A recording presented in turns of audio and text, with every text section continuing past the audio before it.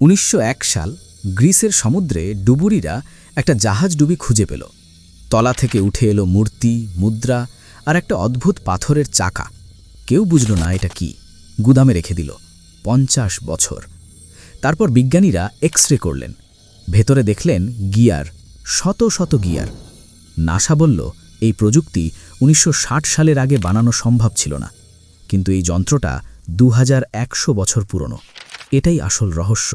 নাম Antikythera mechanism, পৃথিবীর প্রথম কম্পিউটার। এটা শুধু যন্ত্র ছিল না, এটা গণনা করত সূর্য, চাঁদ, ৫টা গ্রহের অবস্থান। সূর্যগ্রহণ কবে হবে এই যন্ত্র বলে দিতে পারত বছরের পর বছর আগে।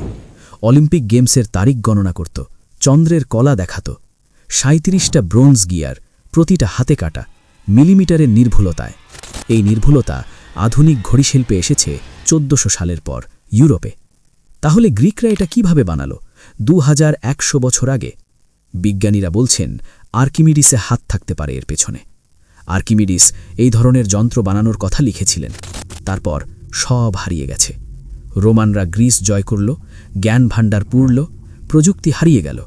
এই একটা যন্ত্র টিকে গেল সমুদ্রের তলায় ২০০০ বছর।